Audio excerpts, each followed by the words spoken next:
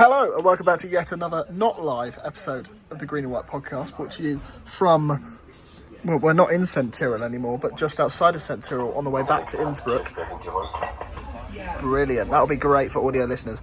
We are on a train, so yes, interruptions expected. We're having to fit this in quickly because we've got things to do, we've got busy lives. Argyle isn't everything. John, we're away. Oh, beer. We're away. We've had a few, so don't expect him to be coherent. But do you want to give us the post-match run-through? Yeah, so it was. I thought it was a very cagey game between two sides that were very evenly matched. I think one side was probably better in the first half, the other side probably better in the second half, and I'm sure half-time changes had something to do with that. I think that, last season we saw a team that, in the second half of last season, played the ball quite long, liked to play over top of the defence, had sort of gegenpress style when they were out of possession. And I was expecting to see something similar to that today, but actually, this week, what we saw was a team that was pretty much prepared to play the ball through the thirds quite a lot more. Were quite good on their in possession, liked to pass the ball around a lot.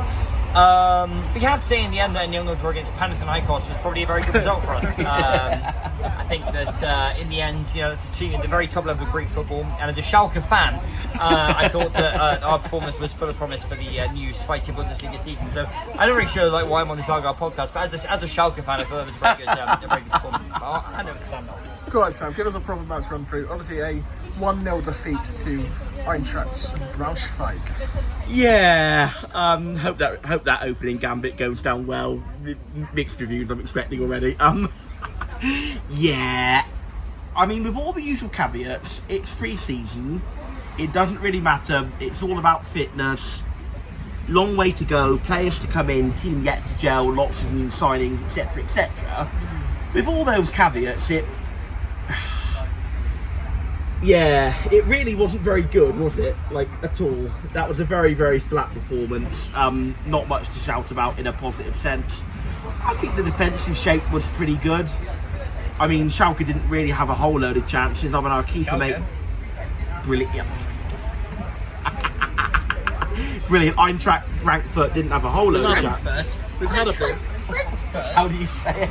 Oh, Eintracht Braunschweig. You've just done Eintracht Frankfurt, but replaced the F with a B. I'm trying to say Eintracht Frankfurt.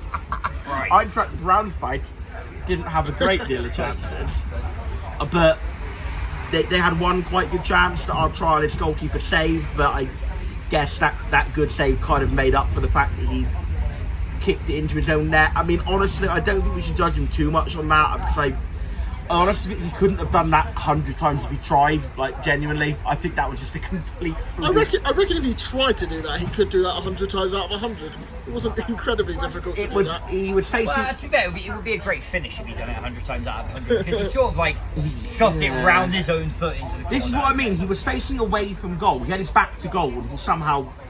I mean, I assume it hit a bobble to some extent. It wasn't... It was quite baffling how that goal happened. Yeah.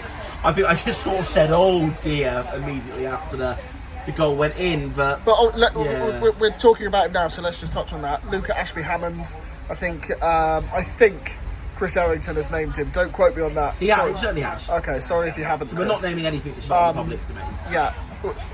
Right now, would you give him a deal? Based on obviously today's game and open training, or would you say it's kind of tough to say yes after that, isn't it? Yeah. But at the same time, I'm not saying no either. I'd maybe extend his trial. We do need a backup keeper. Connor House is coming back to fitness soon. I think he'll certainly be number one unless he departs the football club, which hopefully he won't. Yeah, I think it's quite a good shot stopper. He made a good save today in the second half, and I think his footwork is clearly what's lacking, right? But I think I have to say that in the training session that we watched yesterday, on Thursday, he looked very sharp. He made some really good saves. I know it's only a training session, but he did a couple of saves where it was actually genuinely very impressive to watch. A few good double saves as well. Yeah, right? yeah. Well, but saves he looked very supple, athletic. I wouldn't want to say too much about him with his feet, because I actually thought apart from the own goal today, he was okay. I thought that he didn't actually make any terrible howlers. Apart from that one, it wasn't like he looked panicked or nervous passing the ball out from the back. Generally, I thought generally he's passing out from the back, which is something, by the way, we did quite a lot more today than fans will be used to from the second half of last season. It was quite good. Obviously, that error was terrible. and that does leave a big dent in confidence because again, if you make 9 out of 10 short passes as a goalkeeper, but the 10th one is to scuff the ball into your own net, it is a problem. It's not ideal. I think I agree with Sam actually for once that I think we should probably look in for a couple more games and we'll see what happens. But it's a problem. Look, I'm not saying no. I just think after that game you can't really credibly say yes, can you? Okay, there's a lot of other things to cover as well. Staying on the game, obviously talking about shots and them having shots to deal with. Did say there'd be some interruptions. Shots to deal with. I don't remember having a shot. Did we have a shot? I certainly think we did not have a shot on target. Their keeper did not make a save. I know that I can remember. Whether we even had a shot, I'm not 100% we did. I think Caleb Watts, Arsene in the first half got into a very good shooting position but didn't put it away. Yeah. That certainly happened, but that was just didn't pull the trigger, right? Yeah. I think Caleb Watts might have had a shot. Don't quote me on it. My memory's a little hazy. Have had a few wine spritzes at the ground. Very professional podcast as ever. Yeah. It wasn't very good. And I think Tom Cleverley will say it wasn't very good because one of the things we saw in training yesterday, without giving away, state secrets, whenever there were players in training who weren't doing their drills properly or who weren't pulling their weight, let's say, Tom Cleverley was very keen to call them out. Not in a way that was abusive or authoritarian or dictatorial or any of those kind of things, but in a way that was very much like, come on, work harder, show respect, you're here to work, that kind of thing. He was very much almost like a player that's played at the top flight for England and just England, Man United, yeah. So I think so what I'm getting at with this ramble is that Tom Cleverley is not afraid to call out when they've underperformed, and I think he will be calling them out at the moment because it wasn't a great performance.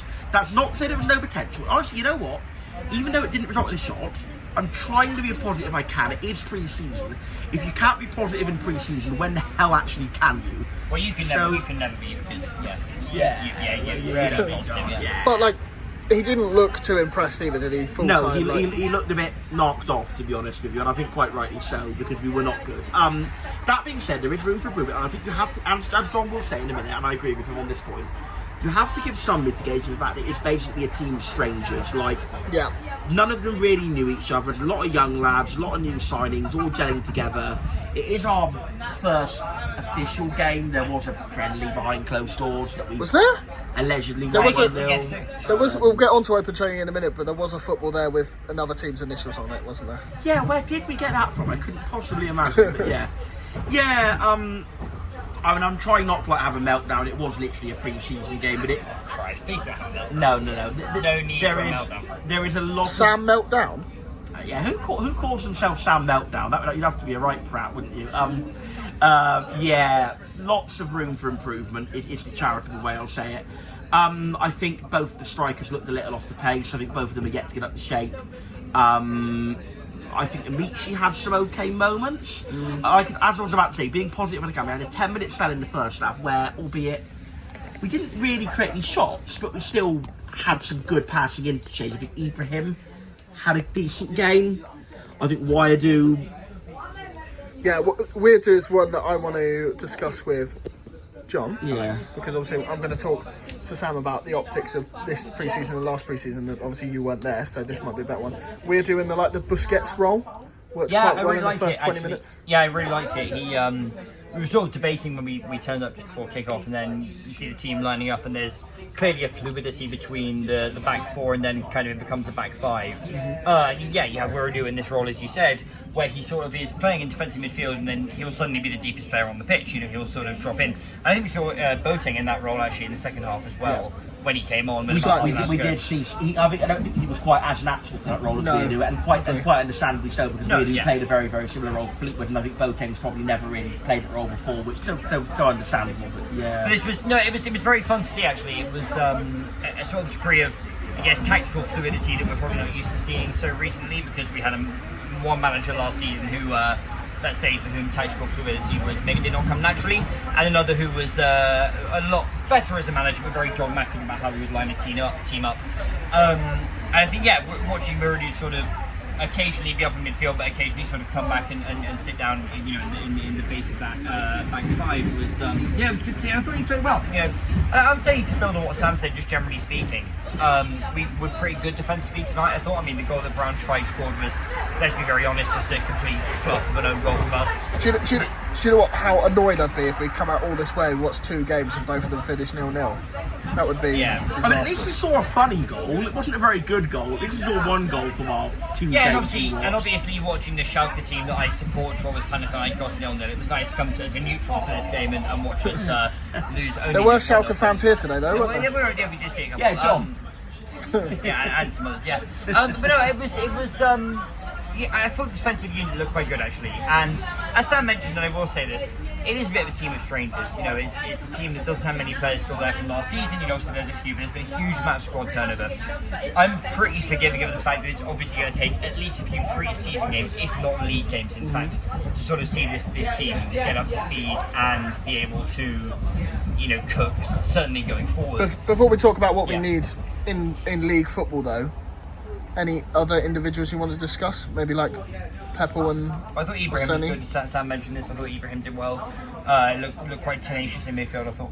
I think with all respect and with all recognition about that it is only 1 pre-season game, I think both strikers, Orsini and Pepple, looked a little bit off the pace, a little sluggish. I think as well that, like, to go back to the open training, which we will discuss after this, it's like they're so similar in that they make the same runs and they do the same things, and they're like they offer the same threat, judging from one training session. And obviously today there was no threat because neither of them had a shot. So I'm still reserving judgment personally, but yeah, like, I'm just not that confident yet. Yeah, no, I think that's fair. I think Amici had some good moments. I think Bally, I absolutely love Bally, but he is absolutely a left wing back in a 3 at the back, in a 3-5-2 or a 3-4-3. In a 4 at the back, he just struggles at times to know quite where his shape is. But he's playing further forward tonight. Yeah, that's very much what I mean though. Like in a wing back, where he absolutely excels is his incredible ability to carry the ball forward. And I think the trouble I have, and I said this by the way in Schumacher. Oh, as much as I love Schumacher, let's get that joke in. He loves Schumacher.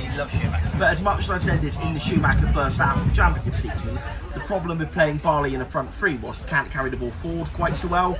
And I think maybe we saw that today. Caleb Watts, I think, looked a little off the pace as well. Jamie Patterson had a good quarter of an hour when he came on. Sam, really sorry, gonna have to pause it there. We hope you enjoyed that advert for BetterHelp that went on during the halftime break. Thanks. No, there was a break where we needed the conductor to see the ticket. No, it wasn't BetterHelp, it was actually NordVPN. I'm very sorry, NordVPN. Yeah. And actually, it's funny you should say that because I was in Austria today watching Plymouth Argyle. but no, actually, I was. Do not use NordVPN for any illegal football watching purposes, thank you. Anyway, Sam, no. Yeah, Patterson looked bright when he came on. He didn't really have much time.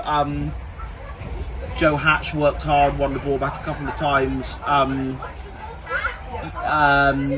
Fisher made one pretty decent save when he came on, the young goalkeeper. I mean, yeah, the game was played at a snail's pace, but what I do think this does impress to me is, as much as the players that are already here are going to gel, and I'm sure they will gel, it does impress to me the urgent need for a few more upgrades in terms of quality. Yeah. That's not to say those players who played tonight aren't going to be decent. It's not to say none of them are going to have a good part. But in a orchestra, you can't have all background players. You need someone to do the trumpet. You need someone to play the piano. You need someone to conduct. Well, obviously Cleverly's the conductor. That's not a very good analogy. But you know what I mean. You need the star men. And I feel in our orchestra, we're going through a tunnel. That is a new one for the Argyle Life Green and White podcast. I feel that in our orchestra, choir, whatever you want to call it, we have a lot of background, we have a lot of supporting cast, but we don't have many star men as yet. Amici might be one, Bally might be one if he finds his groove. I'm not seeing a lot of them. So I think this does impress to me the need for quality development in the squad. To supplement what we already have, I think we need a top quality centre forward. I think we need a top quality attacking centre midfielder / winger. Ideally both, but I'll take one or the other. And I think we need a top quality centre midfielder to complement what we have. That's the minimum. I think we need 3 signings And yes, it's all very well making something to potential, and I get that, and I get why we do it, because we're Argyle, we're a smart club, we go by data and all the rest of it, and I'm not trying to denigrate that, because it has had a great deal of success over the years. But at the same time, we will refer back to the words of our chairman and owner when we went down, to say, if we go down, when we went up last time, we had a mid-table budget. If we're going to go down this time, we're going to have one of the biggest budgets in the league. So, biggest budgets in the league. We've probably since then had 5 million of unbudgeted income. We've had money for Miron Mudlich and all his coaching staff. Who? The man who was on our flag. The manager of the team that I support. Yeah. We've had money for that lot. We've had money for Rami El Had. We have money for obviously Hardy. We have money for Randall. We have money for Grimshaw. Oh, you just reminded me that Randall's not here anymore. It's sad, I know. No, I'm He's sorry. our director of recruitment, so I'm not really sure. Anyway, as I was saying, we were kind of promised that we're not going to necessarily need to box clever anymore. And let's be clear, if we do box clever, we win the league like we did on the Shoey. That would Box be cleverly. but we were kind of told we're just going to be able to outspend teams. We're not going to need to box clever. And honestly, like so far, the spending doesn't reflect that. And we have had about another 5 million come in, 4 million at least.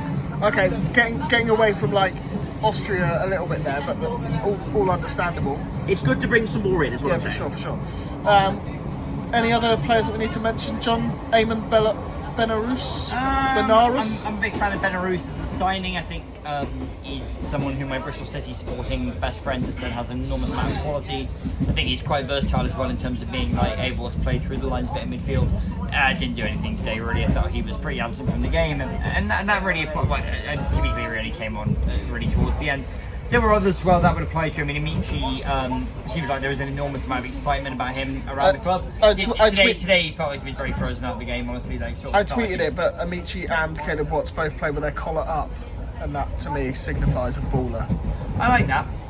But Amici today didn't really get a lot of the ball, didn't see a lot, didn't really imprint the game. It felt like he was sort of trying to drift wide quite a lot, and maybe, would have been better served coming in a bit more. A couple of times that I remember that he did come in field, he actually sort of played it through the final third quite well. I think. And I suppose the only other person to mention is Jack McKenzie, right? If we mentioned him. I thought he did well. Yeah, I thought he did well. I think that he struggled adapting to what Clef wants in the fullbacks a little bit myself. I don't think he got forward enough, I don't think he came inside enough. And I think the whole point of Weirdo dropping into a back three was that the fullbacks could bomb forward. And I don't think that really comes naturally to him. And to be clear, again, I want to be absolutely It does clear. feel like we're going to see Bally back in that left back position sooner rather than later, right? Potentially. And what I want to be, but not necessarily, but I want to be absolutely clear, because I've already seen the comments. He's only one game, you're slagging him off already, go and support Schalke. I've already seen the comments coming. And Well, look, the 1 out of 3 comments being accurate is fine. and what I want to say is none of this at all is a definitive judgment. But if I'm sitting down with Jack and going over his game plan, I'm going to say I want him going forward a bit more, because I think that wasn't what he did with Aberdeen, and that's fine. It doesn't come naturally. You need to adapt. And by the way, Joe on the other side, I think, of Joe Edwards, our captain and leader, could have also got forward a bit more. So the cohesion wasn't quite there. It may get there, but I think honestly it looked like a bunch of players who almost had just met that morning, if that wasn't being too harsh, the way they were playing.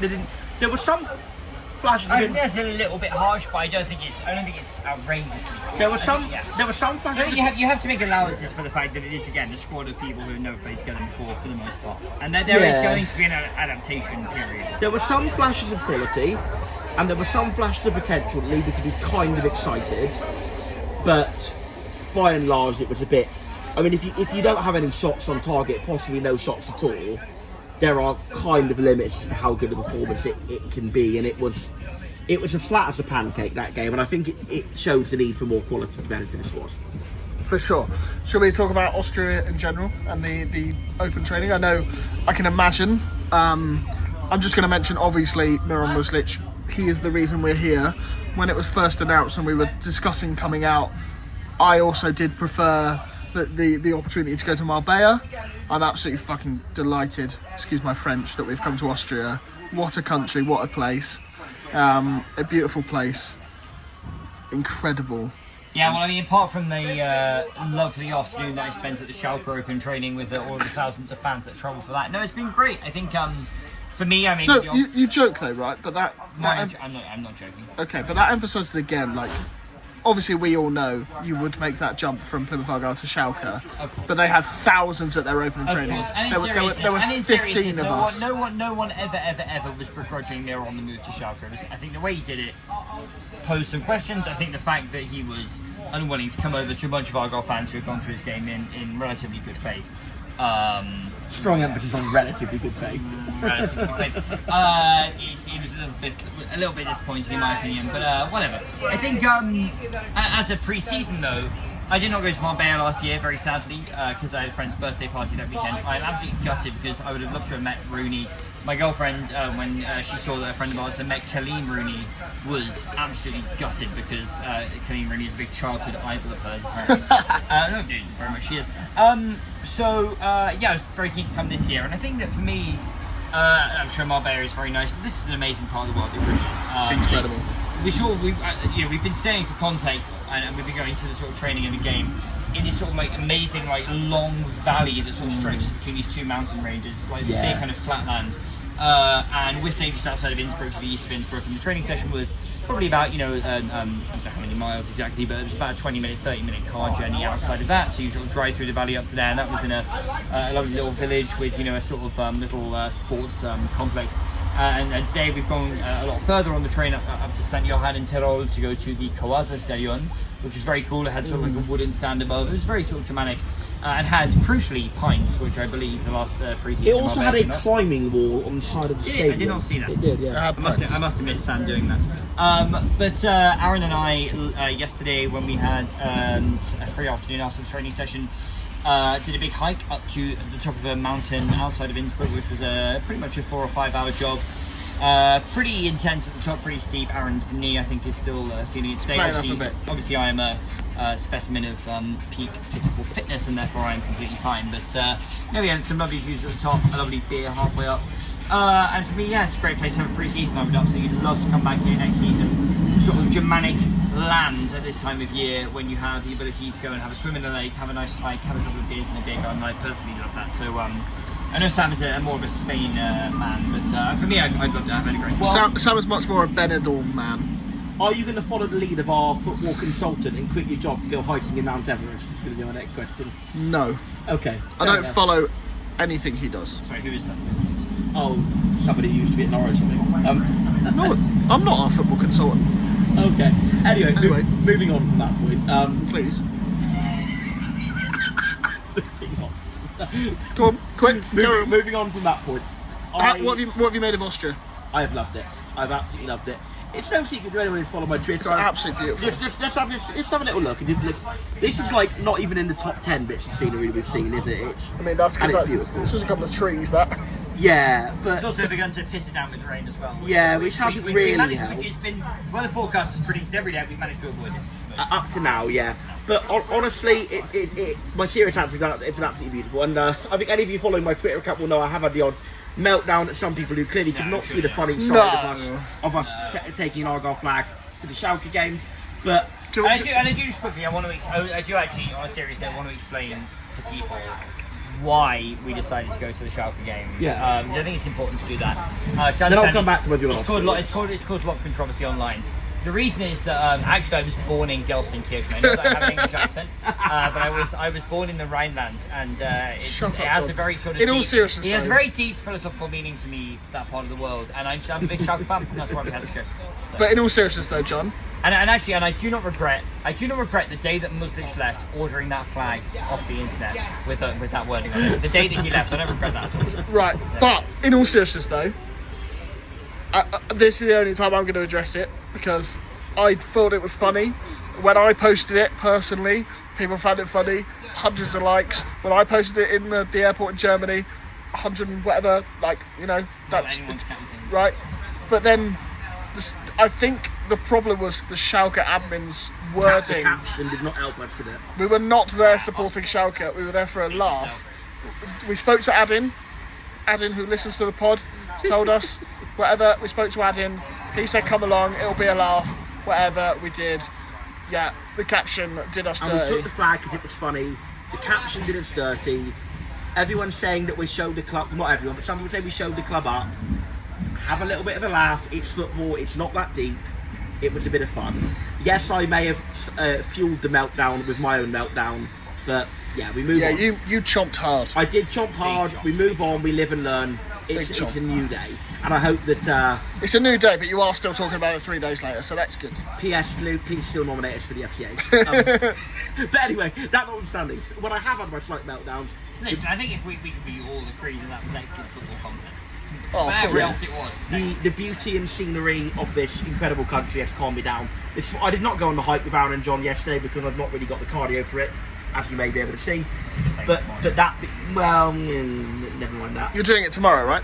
Yeah, I'm getting on your own tomorrow and doing it. No, I'm not. Of course I'm not. Well, anyway, well, I'm going to point out that I wanted lunch, and then we went to a pub. Went to a pub. A pool table and a dance board. Nice. And spot the difference game of Just a quiz machine, I think. quiz machine. Yeah. Okay. And anyway, but what I did do this morning is with Aaron and John, I went open water swimming in a beautiful lake in the foothills of the Alps. And honestly, it's one of the most nature affirming experiences I've had. It was incredible views, just an incredibly clean water. We're also on this train now with some lovely natural dance music playing behind us. Really a wonderful country. But I think this means we probably have to wrap up because we have a change of trains. I don't think there's anything else to say really, apart from that we thank the club for eventually including us in some official content and for welcoming us into their training session and the game today. It was it's been really, really great. We've had a great time. Yeah, it's been great. And again, good briefly meeting Tom Cleverley as well, and David Fox as well. Great guy, a lot of time for us. And go and watch his Argyle Live podcast with Foxy if you haven't done so already. The link will be in the description below. Won't it, Aaron? Sorry to get to your workload. Bloody hell, will it? Yeah. Just search it. Just Google it. Okay. Or just Google it. Aaron doesn't know about the link.